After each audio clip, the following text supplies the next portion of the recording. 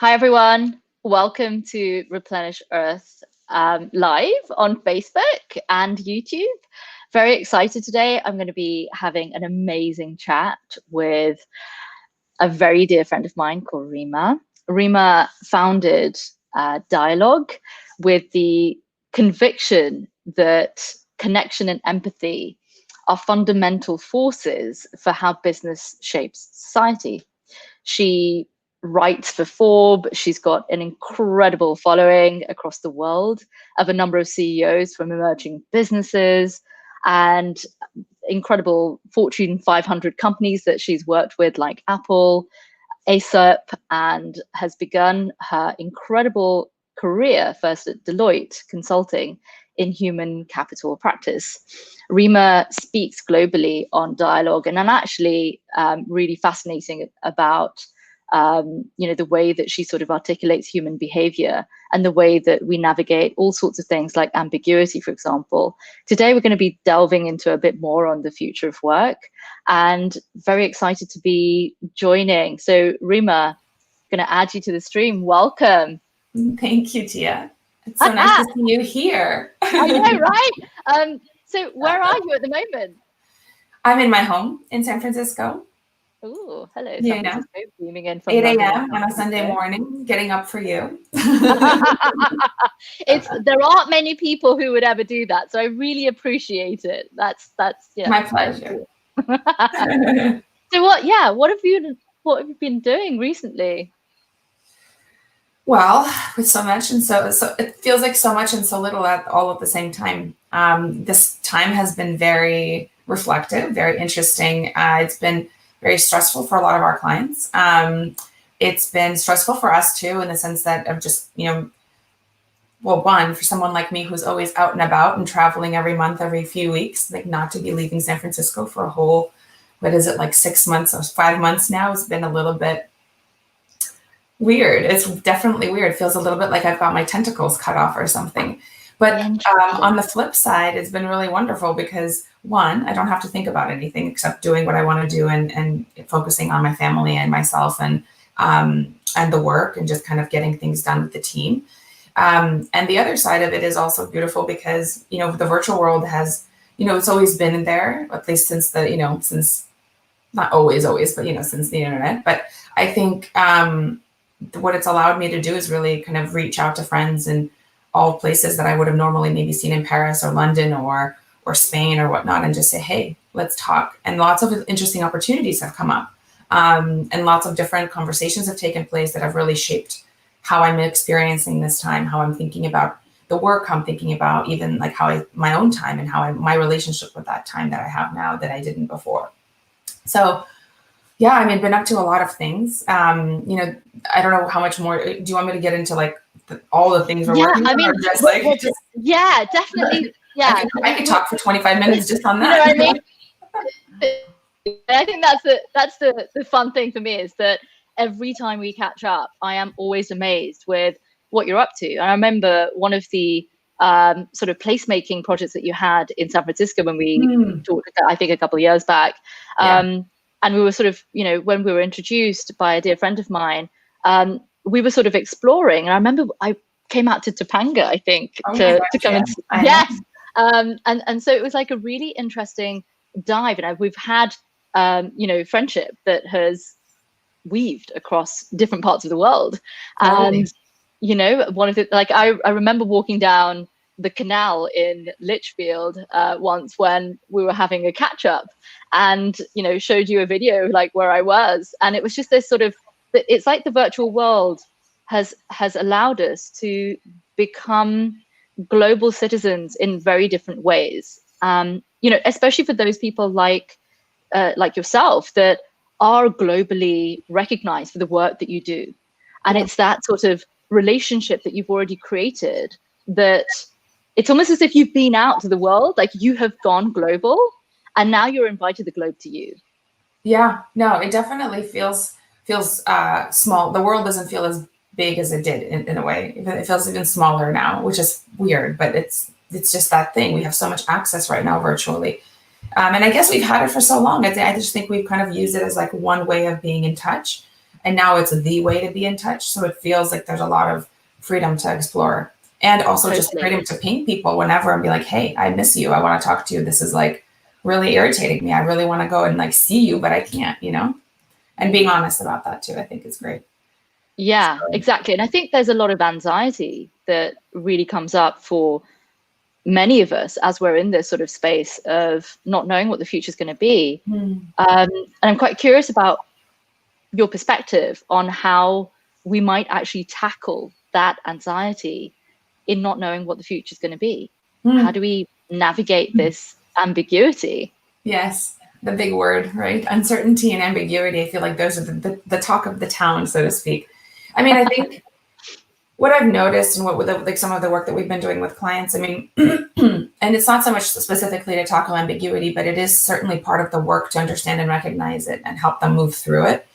And I think the moving piece is really important because it's so much about all of the things that we've been talking about building towards up till this time.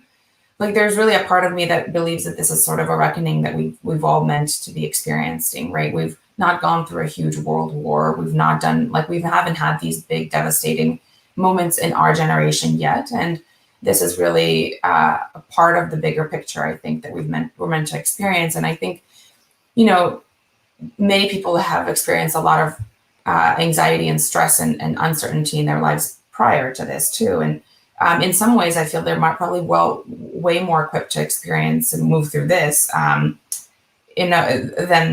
those that haven't. But I think the thing that I've been noticing a lot is really just the recognizing of what's happening and being able to be honest about it. And then understanding that like things are going to change. Plans are going to shift. People are going to leave or not be part of your teams anymore, and others are going to come in. And how you treat that experience and what you make of that experience for yourself is really up to you. And whether that's you as the executive leader or a leader in the organization, whether that's you as a human being in the world, just kind of doing the thing that you do, or you as like leading massive teams and really not being sure about what's next, but actually behaving in a way that's comfortable for people to follow. I think it's just understanding what matters and understanding what your relationship with that sort of ambiguity and uncertainty is at the end of the day. That's really going to drive the way that you experience it over time. And the more that you're comfortable with the feeling, the less it's going to become a stressor, and the more it's going to be just part of who you are, who we are, and how we move through. So I've noticed that a lot of our, like the leaders that we work with, have been very good at recognizing and very good at like identifying and being stressed, but at the same time understanding that this is just all part of the bigger journey.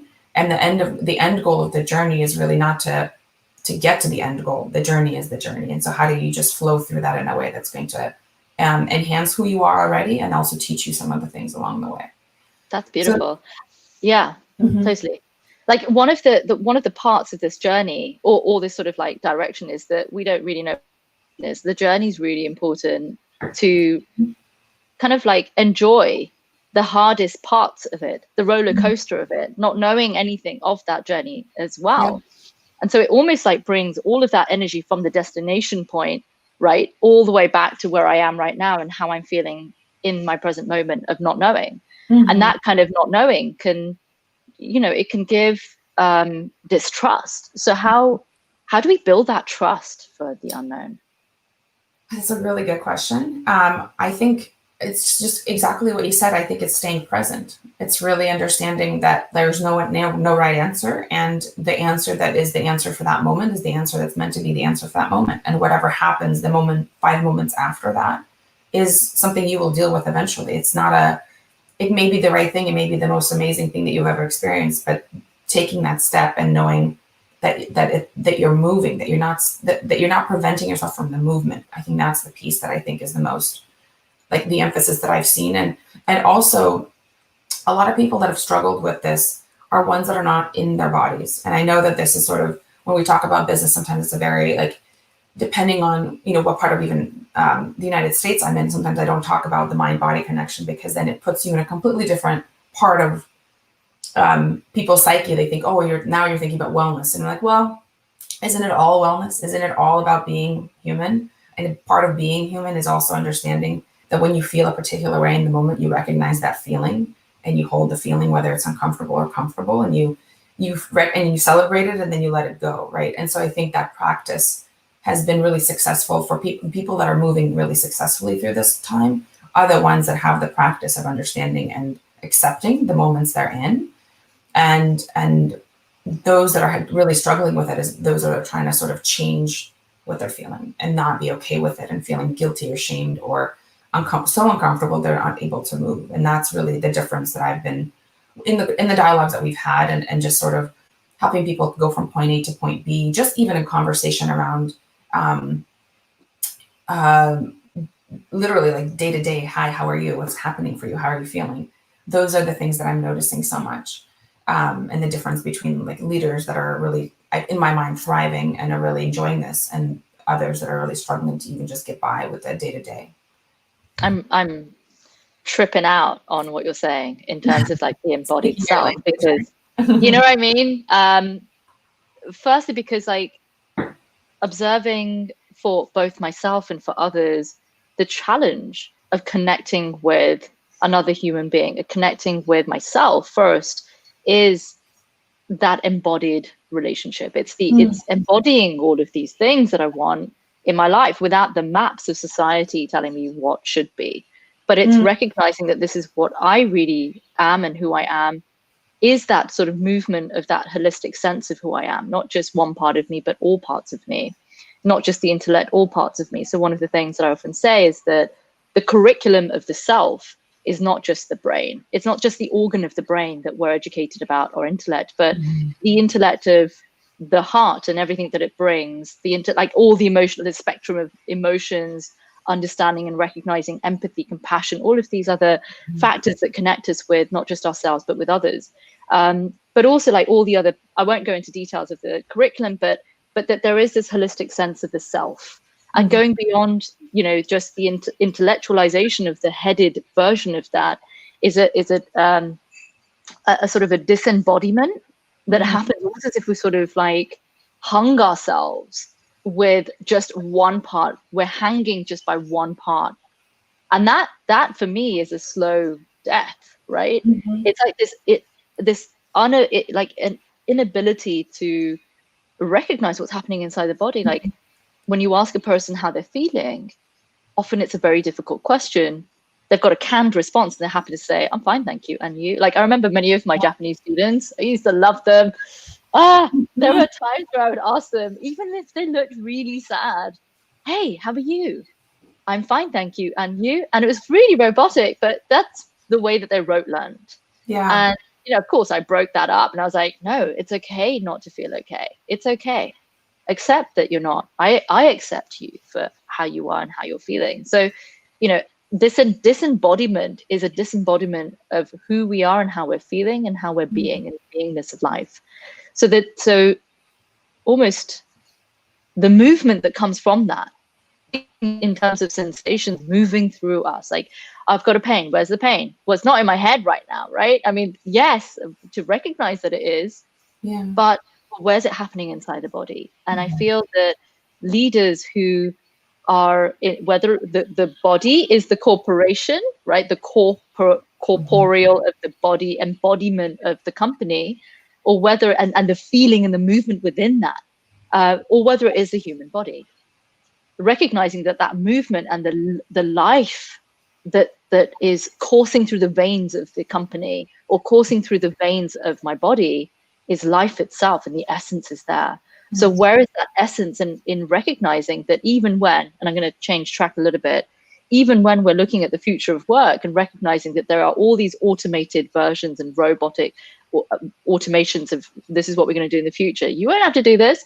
That's like labor work. Like labor can be automated. What does that mean for us as humans going forward? I can totally, welcome you to go in whichever direction you feel comfortable, because that was quite...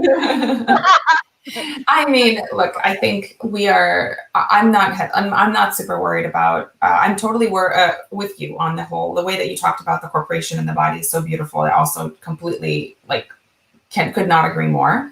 And that's exactly how I think about it as well. I think automation is one part of business, right? It's one part of sort of all that we've experienced and will be experiencing. And certainly there's more efficient ways of doing things than deploying human labor, right? And I think that in and of itself is very, very exciting in a way, because humans have such a high capacity for functioning, right? So much more than machines, and so much more than AI, right? I mean, AI certainly can be taught, but we all know that there's a fair amount of bias and a fair amount of work that we still have to do for it to be at the level of where what humans would function. But I believe, like, in terms of, you know, how organizations function, I do think that the way that, like, recognizing people for who they are is really kind of, and when I say who they are, meaning our human behavior, our like natural innate ability to do things and to feel things. And I think the feeling thing is really important because, right, like all of these racial dialogues, all of the things that we're experiencing as a society that feels like effectively the entire world is burning in some way, right? And I sit here in California where literally our state is on fire. But what's interesting is, you know, the more that like organizations have come out of like the way that we've kind of been prepared for the industrial revolutions, right? And like this sort of conveyor belt of production, of like efficiency and getting things done. And I think fundamentally, the way that we're working, literally the way our days are structured, the way that we're asked to wake up and go to sleep, the way that we're asked to interact with one another, both virtually and in person when we were in person, is not the way that humans are generally designed to be in the world. And so in my mind, if I were to like just say one big statement about the future of work, what I would want to see is actually organizations to become so malleable and so, what's the word? Like, 8 a.m. on Sunday, where they're able to sort of contract and expand based on the needs of the people that are within them, right? So they're not so rigid in the way that the behaviors, the like what's okay, what's not okay, I mean, certainly we need rules and boundaries, of course, right? Like we're a community, we're a society, there needs to be something that holds us accountable to the way that we are together. But at the end of the day, we need to design places and spaces and interactions and relationships and hierarchies or in a way that's actually going to serve people and serve the work that they're meant to be doing, right? And that begs the question of what do we look at, you know, and what do we see as productivity? What do we see as creativity? Where is the intersection of like our human nature with all of the things that we're putting out in the world, and how does that all make sense? You know, and so I think from the automation side of it, just to go back to like, you know, the technology and the integration of humans and non-humans, I guess, I don't believe that the threat doesn't feel like it exists to me. What I'm seeing is a huge opportunity for us to do the work that we're meant to be doing with the help of augmenting some of the work that we don't or shouldn't even be doing as humans, because our capacity is so much greater, to others being computers, machines, AI, whatever you want to call it. So I do think there's a huge opportunity. I think this time specifically with COVID and with all the things that are happening in the world right now has given us almost like full proof that the way that we're working isn't serving us. Right? It isn't. It's obvious. Like this time has exposed all the stress for us. It's exposed all of the worry, the things that, because it's also removed the commutes. It's removed the noise. Right? It's really like left us with who we truly are and how we've truly built our lives. And if all of that comes to the surface and you're not happy with what you're seeing, then let's change that. Right? And similarly, if you expand that into like the organizational realm, right? If you're seeing your organization is not thriving in this time, and you're kind of, and things are bottling up to the top that you were kind of hoping that you were never going to see, then maybe there's a question that you might ask yourself and your leadership team or your team in general is like, what is it that's nourishing me right now? What is it that's giving me a lot of like the, you know, the thing that is coming, the passion that makes me want to go to work, the passion that makes me want to get this product out, this, you know, this system change, this, whatever it is that, you know, the company is working on, and then make a change. Right. And so easy to say, right? Like once we're confronted with the reality too, it takes probably another 6 months to really absorb the fact that, oh shit, something needs to change. And then of course the change, right? I worked in like organizational change like 15 years ago. And so like, you know, recognizing the change is sort of like, it's nice, but then you've got to actually do something about it for anything to move, right? Similarly to personal shifts and all of that. So it's been, it's an interesting time right now. I'm so grateful for you sharing your views on that. I think, in terms of that, how long it takes to integrate the learning for me is what change is for. It's something has changed. COVID has happened. Pandemic is nigh. It's invisible but real. What can you do about it? So there is a fundamental question of what is normal and what the changing normal is. So instead of this sort of new normal and then another new normal, it's like the changing normal. Like it's always going to be changing. We're accepting this consistent evolution of time. And to respond with that, there are some incredible tools that people have in their lives. And I'm, bringing it back to what you were saying earlier, that are we really living our full selves? Much of the way that we spend our time is in labor, right? We're labored by something. Rather like the sort of rat race. We're in a rat race, but you have to be a rat to be in the race. And you keep going around in circles, but what's that circle? Or effectively, what's the map that has been put in front of you and that you've actually accepted, whether you wanted to or not? That's the assumed state of being that you've accepted. This is the map of life, of work. Yeah. I'm quite curious, actually, from you, where do you feel us emerging beyond that sort of labor? And in light of the, maybe some of the work that you're doing at the moment as well, would love to know. So your question is more around how do we shift our lenses in our relationship with work to see ourselves as bigger parts of the bigger picture, right? As well as recognizing that there is this like map that has been put in front of us as what normal is, right? The map of like the rat race, the map of what labor is and what work is.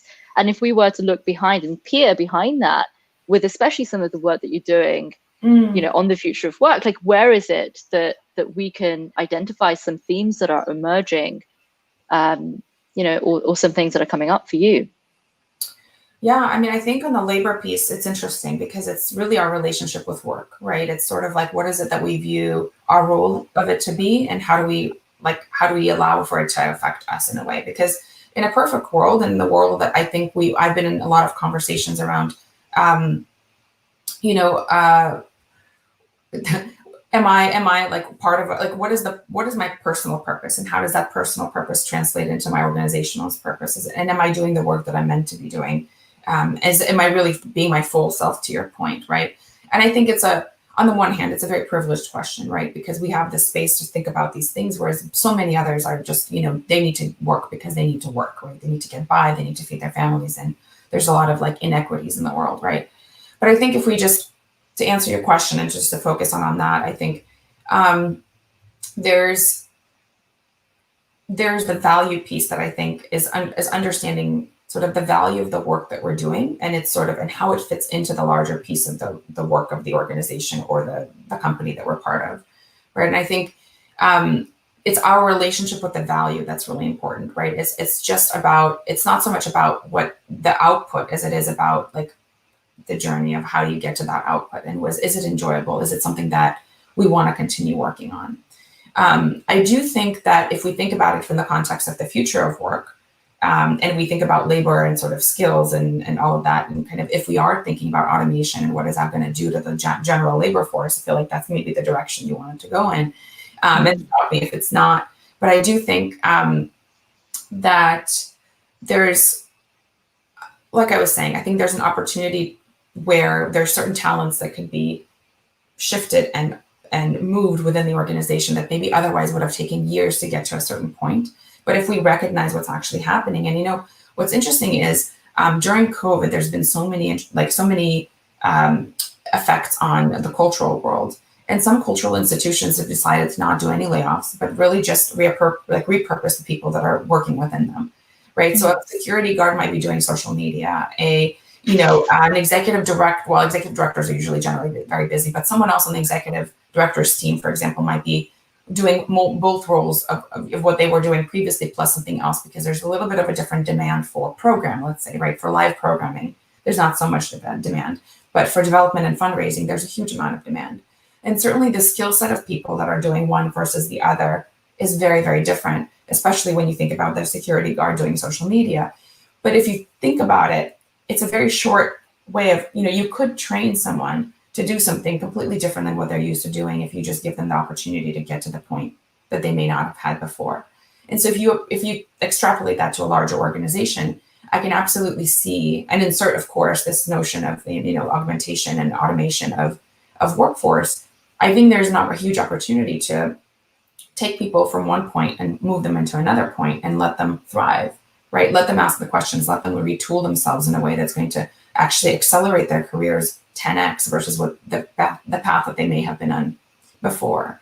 And I think too, like there's this sort of utopian thing that I have, and maybe this comes from sci-fi or whatnot, but I do think at some point it would be amazing if we were to look at the universe and look at the world and look at our communities and say, what is it that I want to contribute into this, and make that your work and get paid for that, right? And so many of us are so fortunate because we do have that. We are doing that work. We do feel like we're contributing and we're getting great response.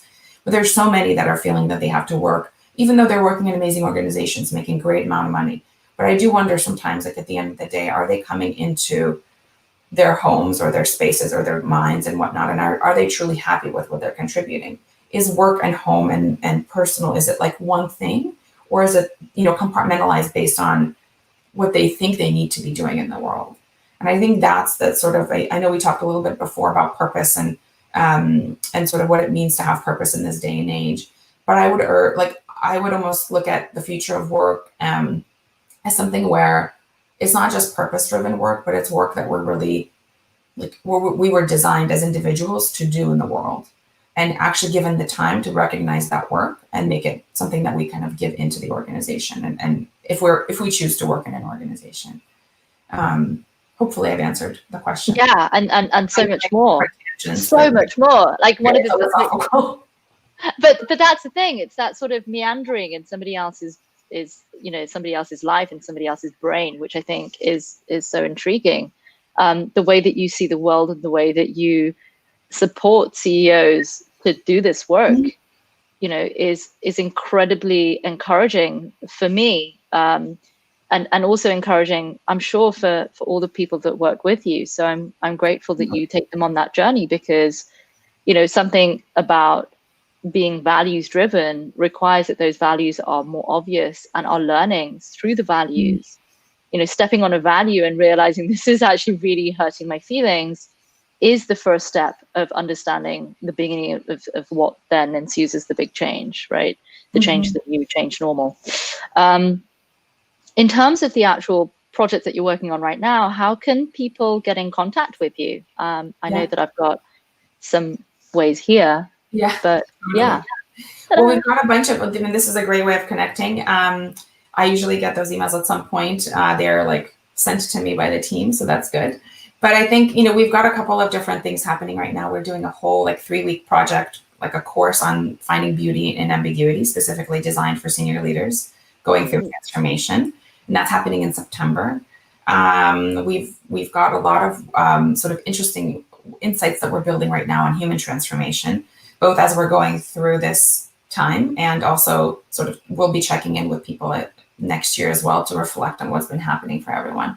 So if people are interested, are signing up for our newsletter, that's really where we're going to be communicating all the things. And generally, we're just interested in all things human, right? Human behavior, future thinking, and growth and opportunity. That's sort of the focus that we take. Amazing. Thank you so much, Rimma, for your time, for sharing some of your delightful brain with us. And so grateful for everybody for joining. Thank you for being so polite and not making too much noise. If anybody is interested to learn more about Rimma, please do get in contact with her. I've known her for a number of years, and I've just, really had an incredible time, not only having these conversations, but, working together on projects as well. To find out more about Replenish Earth, please subscribe to our YouTube, where we can share more information. If there are any questions that you have, any comments that you want to leave, please do share them. Any resources that you think would be really helpful for anybody else watching. And also, if you have any suggestions that you have for me for interviewing people in the future, please do let me know. So from Rimma and myself, Thank you all very much for your time. And yeah, see you at the next Facebook Live. Ciao.